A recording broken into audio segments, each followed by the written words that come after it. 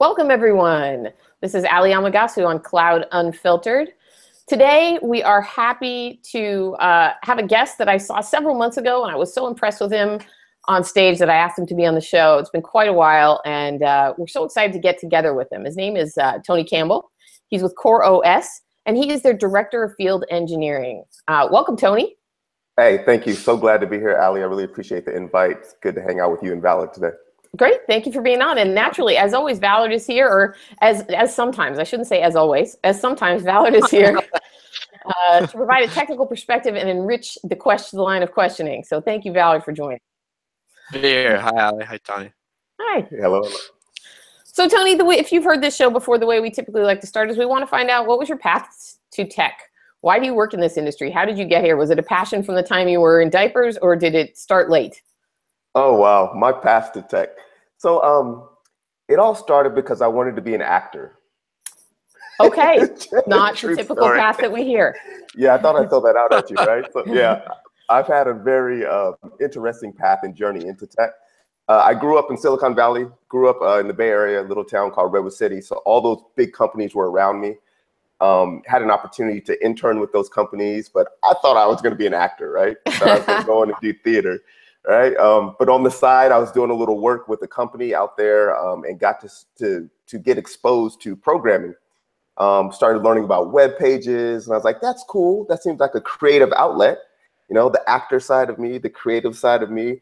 I thought I could do some creative stuff with technology. So I started programming, started learning HTML, CSS. Then I got into this programming language called Cold Fusion. I should say programming language. So did Cold Fusion way back in the day. And then turned into working for Hitachi and doing some Java development for them. Went to a startup back east and just started getting pulled more and more into the vortex of technology in software development. And before I knew it, the money was pretty good and the acting money was not. So I ended up just doing software development for a bunch of startups and eventually landed at Rackspace, where I was doing work for them, software development for them, and was there through the whole cloud journey and spent many years there, 14 years there to be exact, and then was excited about a new opportunity here at CoreOS, where I could join another startup and kind of get in at the ground floor again and help them on the awesome mission that they're on today. So here I am. That's awesome. Hey, Tony, one of the questions I think everybody's going to want to know, where can we see your acting chops now, today? Is there anything you can see? Yeah. No, great question. So I did stage, so I did theater. I worked for a professional theater company in the Silicon Valley called TheaterWorks. So I did several shows for them. But most of my stuff is on stage, which means that you can't record it. So you got to take my word for it. Yeah. That's funny. You know, your path to tech makes more sense than probably most people who've been on the show, right? You grew up in the middle of it. It's more like, how could you have avoided your career so path? Yeah, you would have had to actively be trying to avoid it to not wind up there. If you were in Redwood City, for crying out loud. You know, I used to live on the peninsula, so I know how it is. You drive down the highway and you're passing every big name company there is. And it's just the way it is out there. Yeah. Well, I'm a firm believer in that the creativity aspects of programming, right? And so, you know, you have that in acting, and then being able to take that. I mean, you still get that creative outlet inside of programming. I found that very true with musicians as well. So, even though it may not seem like a natural fit, it seems like it actually goes very well, in my opinion. It is spot on. I've seen the same thing. So I've had the opportunity to interview and hire a lot of people in tech in my career. And some of the best folks that we bring on are those who have a music background, an art background, a theater background. Something about their ability to think creatively plays really well in the tech space. Cool. Hey, I know you have a lot of interesting things to say about Kubernetes, containers, and managing them. But before we go down that path, I do want to ask you about OpenStack, since I saw you at the OpenStack Summit, and you've obviously been involved in it for quite some time, if you were a racker for that long. Yeah. What are your thoughts on OpenStack? You know, we've been asking that question of a few of our guests lately. You know, Ben Keeps was on not very long ago, and he said, hey, just because it didn't turn out how everybody thought it was going to turn out doesn't mean it's dead in any way. It's very much a necessary component of the way service providers are delivering their clouds and running their clouds, and different industries. that it's very useful, and it's just there's different players now. Other people said it's done. It's just kind of hanging on. It's over. What's your thought on it? Yeah. So first of all, I love OpenStack. I mean, it is a part of who I am. I spent so much of my time working in that community and helping all the great folks to bring that community to where it is today. The reality is, I think one of the strengths of OpenStack is its ability to pivot.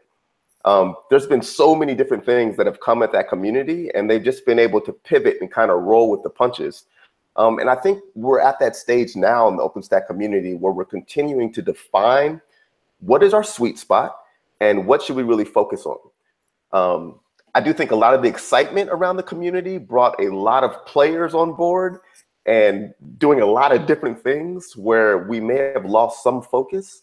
But I think we're starting to solidify around our IaaS platform and what OpenStack is really good at.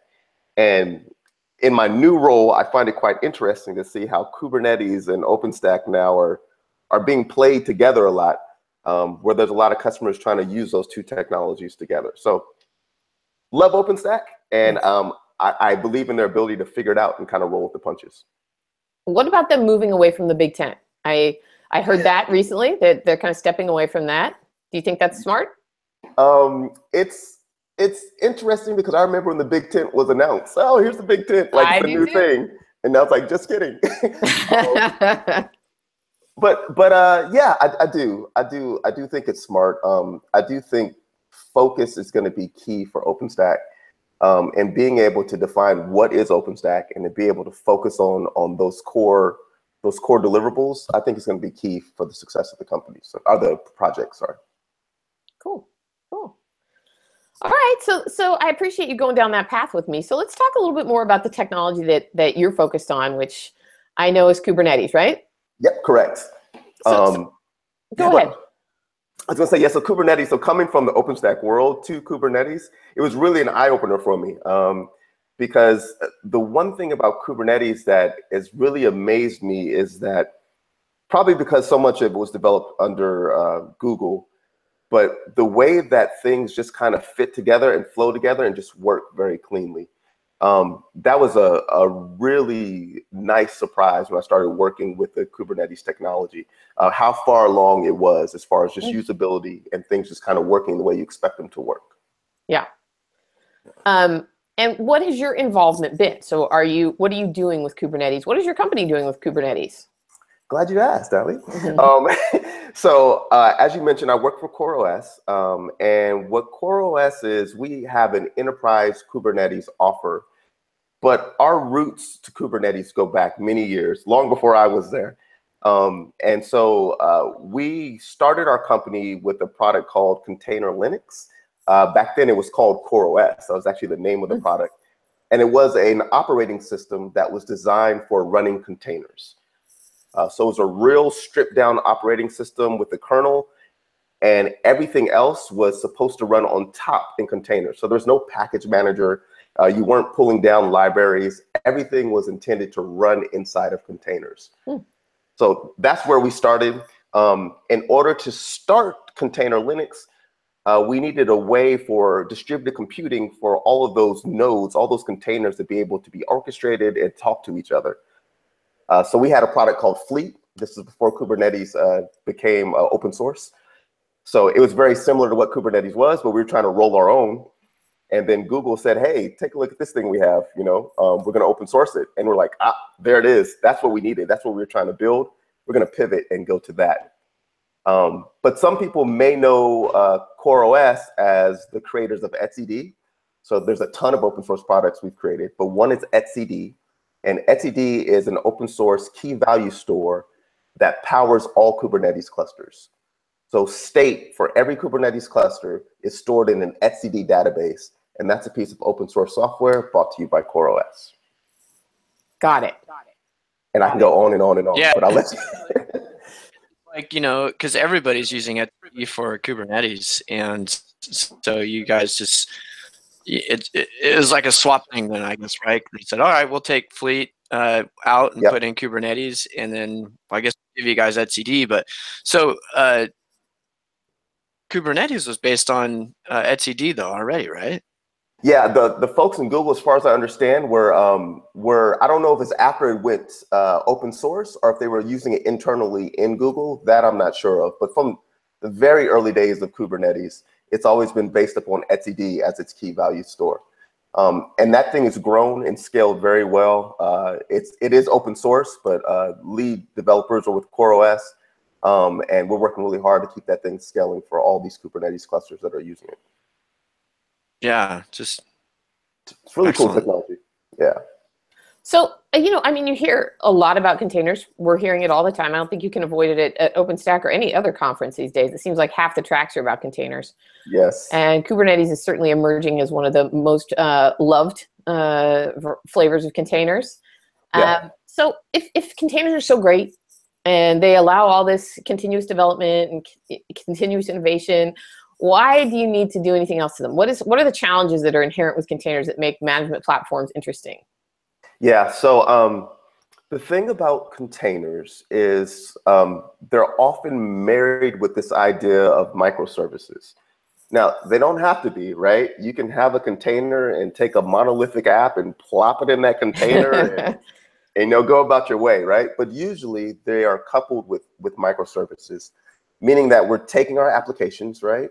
And we're breaking them down into smaller components. So that means there's a lot of little containers running all over the place, right? Where I might have one nice big VM before.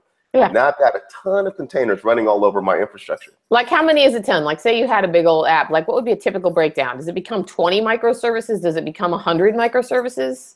It certainly could. Like it depends like on the application, and you think about your application and all the distinct functions that application serves. So if I have 20 different functions on my application or 30 different functions, each of those is going to be a container, right? And then I want HA, right? So it's not going to be just one container. It's going to be multiple containers for that function. Good point. So we grow exponentially, right? And so that's great when you have a ton of containers, but how do I control all these things? How do I track them, orchestrate them, right? So this is where Kubernetes comes into play. I know when I first started playing with containers, like, oh, cool, I'm going to write an app and put it in a container. I was like, okay, now how do I get this to production? Right. And how do I monitor it? And how do I scale it?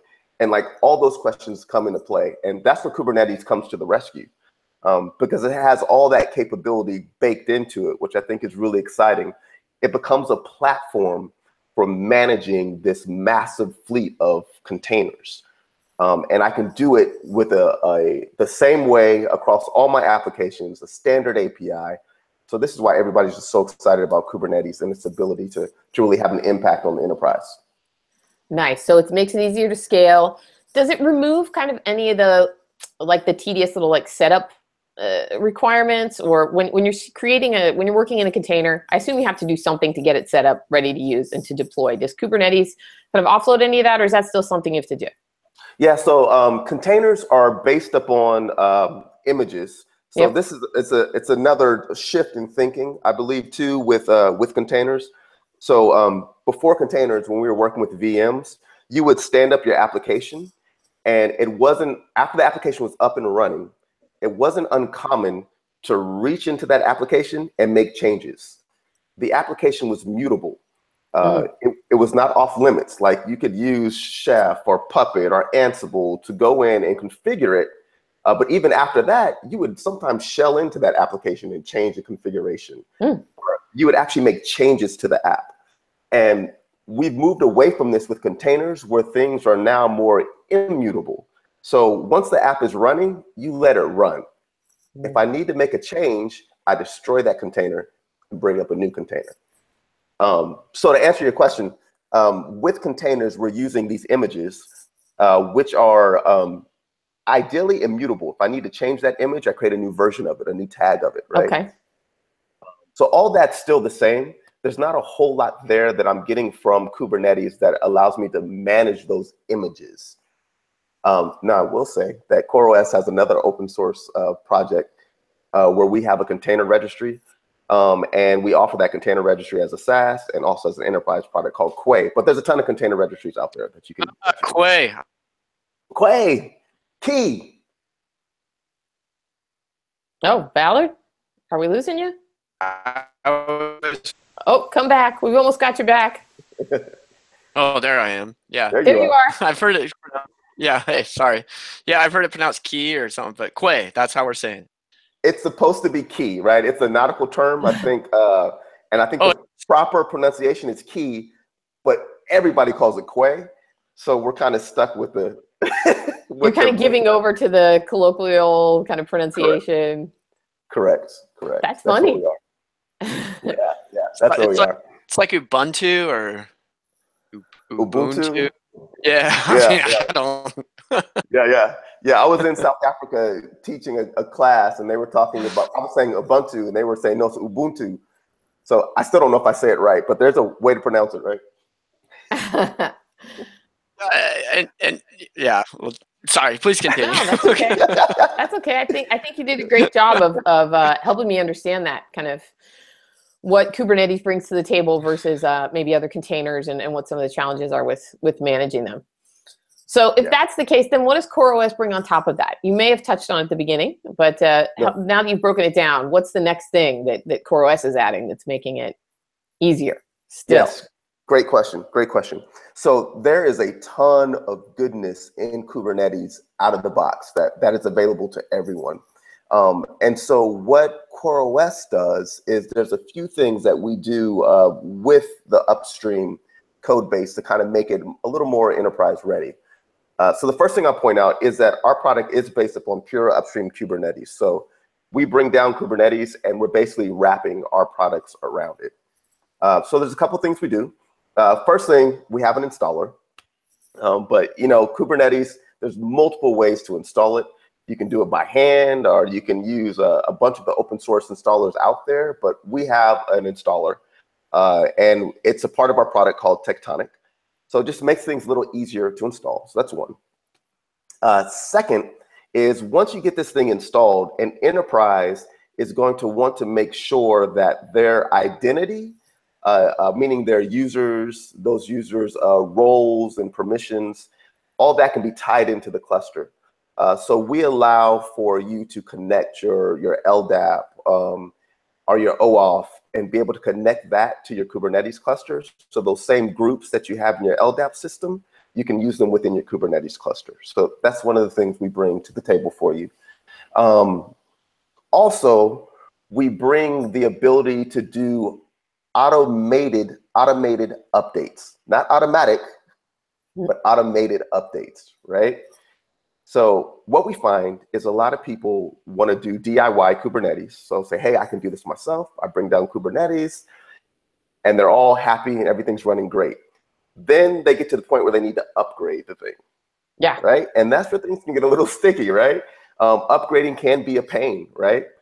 What we offer in Tectonic is automated updates.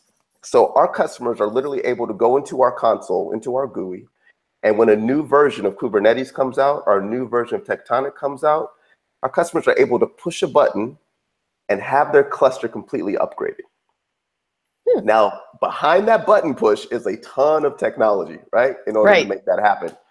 So our whole stack is built upon the premise of being able to do these sort of updates. So we use our own operating system at the bottom, which is Container Linux, right? And then on top of that, we roll these operators, which is the ability to basically do operational tasks. We've actually built that into software and technology. So things like upgrades and backups, they're built into the software. And that allows us to upgrade our whole Kubernetes stack with a push of a button. We could have 16 podcasts about this, but that's the core concept of what we do. It's the automated updates. We're able to connect you to your LDAP. Some monitoring that you don't get out of the box with Kubernetes, where we're using Prometheus, but we'll set up monitoring alerts for you, graphing, things like that. So it's just more enterprise, more features that enterprises want. We'll try to build those in out the box for Kubernetes. Yeah, like Kubernetes is a project, Tectonic is a product. And Correct. So it takes that product and does it. And one of the things I love about CoreOS, I think with Bootcube, you guys were like the first ones that I know of to actually run Kubernetes services as containers, at least widely publicized. And So I thought that was cool, and maybe some of this technology is made possible because you're running those services in containers. Yeah. But tell me more about operators, because I don't understand that very well. Sure, sure. Is this something new? Is it just a tectonic, or is it something that's inside of Kubernetes? Yeah, so great point, Valor. This gets back to the DNA of CoreOS. We are really about open source, right? That's real key for us. And to your point, we're one of the first companies to start doing self-hosted, with what you described, running the Kubernetes control plane as containers within the actual cluster. So other people are doing that now as well. Another thing that we kind of pioneered in the community is the idea of operators. And operators are simply a design pattern in Kubernetes. So in Kubernetes, a very common pattern we have is the controller, or the control loop. And the idea of a controller in Kubernetes is you have this, this desired state. This is how I want things to look.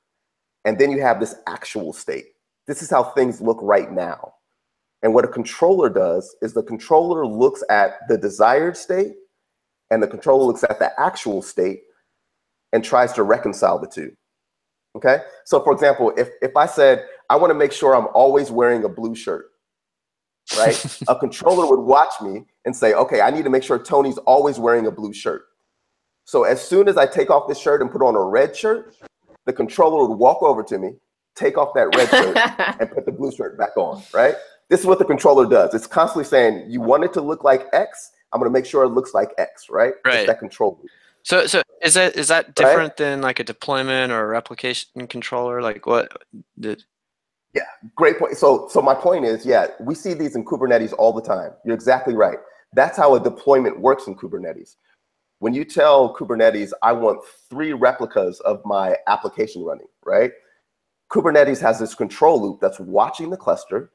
And anytime there's not 3 replicas of that application, that controller takes action to make sure those 3 replicas are always there. That's the controller doing that. So yes, spot on. That's common within Kubernetes. So for operators, here's how those work. All an operator is, it's a custom controller and a custom resource definition. So if I go to Kubernetes and say, let's talk about resources real quick. In Kubernetes, resources are things like pods, deployments, config maps. These are resources in Kubernetes, right? There's a bunch that come with Kubernetes. You can also bring your own resources. Like networking or correct, storage things. Or Tony's blue T-shirt, right? Or Tony's blue T-shirt. I could literally do that, right? I could create a custom resource definition that was called Tony's T-shirt, and I would be able to go kubectl get Tony's T-shirt. And the Kubernetes API would come back and tell me about my T-shirt if I put that custom resource definition in there, right? Yeah. So all an operator is a custom resource and a custom controller that is making Kubernetes control the state of this new resource that I'm bringing in. All right, so let's make it a little more practical and get off the T-shirts real quick. We told you that etcd is the data store that stores all the Kubernetes state, okay? There are certain things you have to do to keep etcd healthy, right? You need to be able to back it up. You need to be able to add members to the etcd cluster or remove members from the etcd cluster. Traditionally, a system administrator would go in and use command line tools to add and remove those nodes to an etcd cluster. What an operator does is it creates a custom resource, which is an etcd cluster resource, for example, and a custom controller that is watching that etcd resource. And if one of the nodes gets sick and say it goes away, my controller says you're supposed to have 3 nodes. My controller goes and corrects that node and brings in a new healthy node, right? But it does that in an etcd way, but it does it the way that etcd needs you to do it. Right? Yeah. It has that operational knowledge in it. So it's extending, so that's what an operator is. Yeah, just extending these resources beyond what traditional Kubernetes, I guess, would do, and you can make it so it can basically extend into anything. Spot on. That's exactly what it is. That's exactly what it is. So Tony, do most customers come to you going, this is a pain point? I need this resolved? Or is it more of an educational, are you still early enough in the cycle that you're educating people about, hey, look, this is how things are, but it could be so much easier and so much better if you use this tool? Yeah, I believe that we are in that educational phase. I think, look, technologists are super smart, right? So there's always this idea that I can do this stuff myself. So what I described about recovering a failed etcd cluster, like any sysadmin can get on the command line and they can do that themselves, right? And most people are accustomed to operating that way. What we are trying to put forth is that there's a way to take all that knowledge that you have and automate it so that the software just does it, so that you can move on to higher level concerns, right? So it's definitely an educational phase right now. A lot of people are like, CoreOS, I don't need you. I can do all that stuff myself. It's not a matter of ability. It's a matter of automating it and getting you off of that stuff. Interesting. So do you go out? Are you speaking a lot at a lot of events? Or I know, in fact, I think your role used to be training or something, wasn't it? Were you a trainer? I do both now. Yes, you do? I do both. Yes. Yes. So at CoreOS, I head up the teams that do field engineering. So those are our teams where we send field engineers out to our customers. They sit side by side with our customers and help make sure they're successful with the technology. So that's half of my group. And then the other half of my group is the educational services group. So this is the group that goes out and it trains customers on Kubernetes, on Tectonic, on Quay, on Container Linux, all that good stuff. So I get to play both roles. That's really cool. That's really, really neat. Does that mean a lot of travel? It means a ton of travel. So yeah, I just hit platinum on American Airlines. Yeah, there's a ton of travel for sure. I can imagine. So one of the places you've gone to was CoopCon last was it last week or the week before? And yeah, it's all jumbled up in my head. Yeah. It happens twice a year, once in the U.S., once in Europe, I believe. And so the one in the U.S. is usually in December. So you were there. Tell us about it. What were takeaways, cool stuff you saw, things that excited you other than operator? Right. Yeah. So that was, believe it or not, that was my first CoopCon. So never been to one before that. But as I understand it, that show was a lot bigger than the shows they've had in the past. Which I think is really exciting. I heard that before they would have between 1,000 and 1,500 people, and this was north of 4,000 people. So oh wow, yeah, I was at one in Seattle last year. It wasn't that big. Yeah, so that's what I think I'm most excited about is that I feel like I'm a little biased. I feel like Kubernetes has won in this space. The fact that everybody's coalescing around this technology. Kubernetes is the winner for container orchestration, in my opinion. We see companies getting on board all the time. The last big company to join the bandwagon is Amazon. So they're on the bandwagon now as well. So that's what excites me is that we've coalesced around this technology that CoreOS bet on years ago, way before I was there. They kind of saw it. They have this awesome ability to kind of see where the technology is going and kind of skate to where the puck is, right? Yeah. Or where the puck is going. So it really excites me to see that is all coalescing, coming together. In some regards, it's starting to look a little bit like OpenStack. Look, there's a lot of vendors jumping into the water, right? So we just have to kind of make sure we manage that. And I think the governance model around Kubernetes is really going to help us manage that and maybe learn from some of the lessons we saw in OpenStack. Yeah, tell me about that. I mean, why is Kubernetes not going to turn into another OpenStack? I mean, if that's a bad way of looking at it. I've heard people mention that before. Yeah. I think the board, the leadership around, the technical leadership around Kubernetes is the group. I think is a smaller group, focused group. Where I think in OpenStack, a lot of folks would, you came up with a new project, PTL, project technical lead, and begin to exert some leadership influence. So if you want a leadership influence, you just created a new project and you kind of got in there, right? Where I don't think we are incentivizing Kubernetes just to create new stuff just to get leadership roles, right? So I think just the way they have that governance model set up will help us avoid some of the project sprawl that we saw in OpenStack. Yeah, and I don't see that inside of Kubernetes. Like, there's Nova, and then there's Quantum or Neutron, or what it turned into, and then Right. Cinder. I mean, it's just and I don't know go about splitting that off like they did with OpenStack. Yeah, I think it's definitely set up in such a way where we don't see that happening. If there's one issue we're trying to solve around, seems like people coalesce together and work together to solve that issue. Whereas an OpenStack, it's kind of like we would create competing projects, and whichever one won just kind of won. But you'd have 2 projects doing the same thing, or 3 projects doing the same thing. Right. Yeah. So where are we at right now with Kubernetes? Is it 1.8, 1.9? I mean, what's new? What's new in it and stuff that's come out that's cool, that makes me think, okay, now I got to go away from whatever other container management thing I was using before to go to Kubernetes. Yeah, you know what? I think some of it is just plain peer pressure, right? You start to see all these companies that are saying, "Oh, we're going to Kubernetes," and I think if you're the one company that's not using Kubernetes, there's just some of that, like, "Oh, wait a minute, like everybody's running that way. Maybe I should be going that direction as well." But I think it's getting more and more stable. I think it just works, which is the amazing thing for me about Kubernetes. It's like you don't have to fiddle with it a bunch. You don't have to do a bunch of tweaks and hack on it. It works as advertised, which is really exciting. Yeah. So I think and that's it's the same on-prem or in the cloud. It runs. You can get the hosted services on-prem naturally. It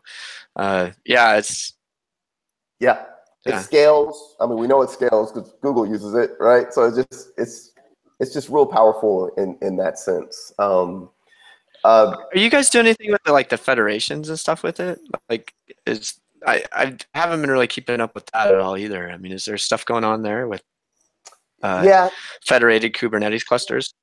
Yeah, so one of the things that we are working on in our roadmap, and this is CoreOS specifically, is we're working on multi-cluster, which is basically the ability to manage multiple Kubernetes clusters.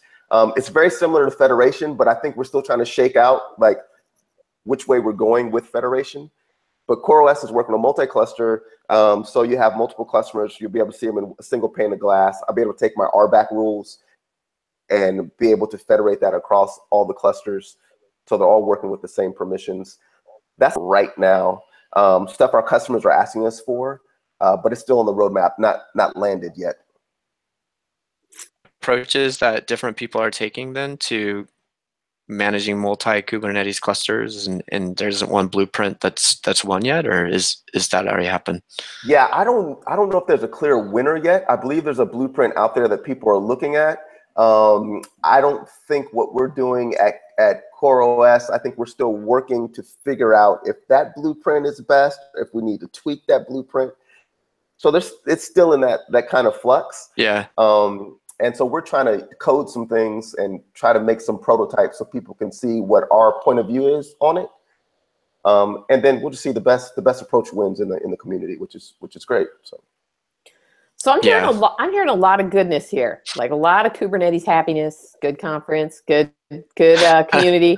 What's the darkness? What's the threat to Kubernetes? Is there anything you can see out in the horizon that you're like, that looks a little dangerous? I don't know. What sucks about it? Okay, let's see. So I think here's one thing that I think folks should be looking at and a little worried about is, so everybody's getting on the Kubernetes bandwagon. Great. But as folks begin to build out their Kubernetes offer, the question is, do they begin to build things into that offer that ties you in to their flavor of Kubernetes? Yeah. And then when does their flavor of Kubernetes start to diverge from upstream Kubernetes so much that you're on this kind of island where you can't navigate away? You're kind of locked into that particular vendor's interpretation of Kubernetes. So I think that is a big concern. The whole thing about containers is portability, right? I got these containers so I can move my workloads around. If you shackle me to your Kubernetes cluster, as an end user, I'd be concerned about that. That's something I'd be worried about. Is there really an answer for that though? Because that would be the same with kind of every open source project, right? There's a vendor. It's always full of vendors, like you said. The conference itself, suddenly there's a lot of vendors there. Yeah, and that's what those vendors want to do, right? The vendors they want their product to be sticky, right? That's what they want. They want you to consume their product and to be able to kind of to stay with their product and not move, right? So if I'm a Kubernetes user, is there a way around that? Do I have to do it homegrown or? So yeah, I think the way around is for whatever Kubernetes vendor you go with, or product you go with, make sure they are as close to upstream as possible, right? And if you start to use features that are not a part of the upstream product, that's where you just need to be aware of what you're doing, right? Be aware that if you leave this vendor, you lose that feature, and are you okay with that? Right. So it's a matter of going in with your eyes wide open. But it is Kubernetes, so to the benefit here is it's predicated on being able to move those containers around, right? And to be able to do hybrid clouds on-premise and off-premise, right? So keeping that in mind, I think is a good answer for it. Yeah. Do you see many people doing Kubernetes on-prem, or is it mostly they're doing it in the cloud, or what do you see out there? Yeah, great question. We are seeing a ton of on-prem use cases. So we see primarily our customers are running on either AWS, bare metal, or Azure, right? But the bulk of them are running AWS bare metal workloads. A ton of folks out there who are deploying this in their own data centers. Even have some customers that are deploying it in like air-gapped data centers where they don't even touch the internet. It's just all in their data center with no outside access. So that's happening as well. Bare metal is a big use case for this particular technology. So yeah, definitely seeing that. Very cool. Yeah, that's really interesting. So having spoken quite a bit about containers and Kubernetes, we don't have a ton of time left, but is there anything else that you're excited about that's going on in the tech industry right now? Other developments? We're certainly hearing people comment on AI and how that's impacting things from security to storage and all that. Is it that, or what are you excited about right now that's on the horizon, Tony? Yeah, I mean, I think those hot button topics around AI and machine learning, all that stuff is really exciting from a futuristic perspective, right? When will the robots come and and start to make our lives a little bit easier? The amazing thing is too how much of this stuff is running on some of the technologies that we're creating. That's always exciting. Like when we're working with things like OpenStack or things like Kubernetes, and to hear that some of these companies that are working on AI, machine learning, are using these technologies to push those things forward. That's always super exciting. Cool. I'm actually excited about some of the stuff that is happening in countries where we don't really see them as technology leaders. So I was watching a TED Talk not too long ago, and they were talking about in the continent of Africa how they're starting to use drones to deliver blood to hospitals throughout the continent. I saw that one. Did you see that? Great. It was. I was going to make my kids watch it. That was super pumped me. I mean, I think that was awesome to see them using technology in a way that we're not even using it over here in the States. No, they said really creative. Yeah, they said, hey, you guys, you should be proud of yourselves. Yeah. We figured this out here, and in the U.S. they can't figure this out. The rest of the Western world can't figure this out. But we're dropping blood right on hospitals on time. We're saving people's lives. We're not wasting blood product. They hadn't destroyed one unit of blood. Didn't they say that since they started? They hadn't had to destroy one unit of blood, because that's the alternative, right? Is you send enough blood to be sure you're covered no matter what. Right. And if you do that, for sure you're going to have too much. You're going to have to destroy some, and blood is a precious commodity. But with this drone delivery service, it's on demand. How cool is that? Did you see it, Val? It is. I didn't. Check it out. Watch it now. It's cool. Yeah, you got to check it out. Yeah, so that sort of thing excites me. I love when technology meets humanity and can really have an impact like that. That's what's awesome. Yeah, I think that is exciting, and they don't have that kind of legacy stuff to leapfrog over, right? They don't have to kind of move all that stuff out of the way. It's kind of big green field, right? Yep, quite literally, yeah. So that's exciting. Cool. Val, do you have any more questions for Tony before we wrap up? No, Tony, I really appreciate the time you spent with us.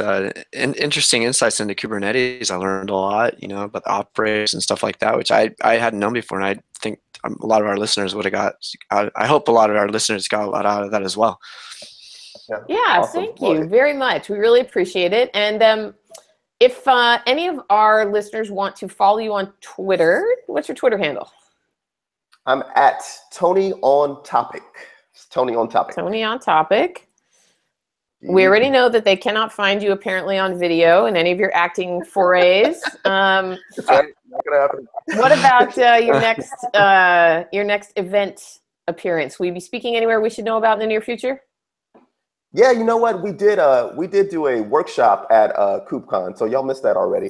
But we'll see what's coming up. I've always got a bunch of prospects that I put out there. So if you follow me on Tony on Topic, I'll go ahead and let y'all know where I'm at. Great. Or if you need somebody to come talk for a little while, give me a call. I'll come speak wherever you're at if you're running an event. So let me know. Nice. Well, thanks again, Awesome. Tony. We really appreciate it. Thank you, Tony. And we wish you a terrific holiday. Same to both of you. Had a ton of fun. Thanks for having me today. All right. Bye-bye, everybody.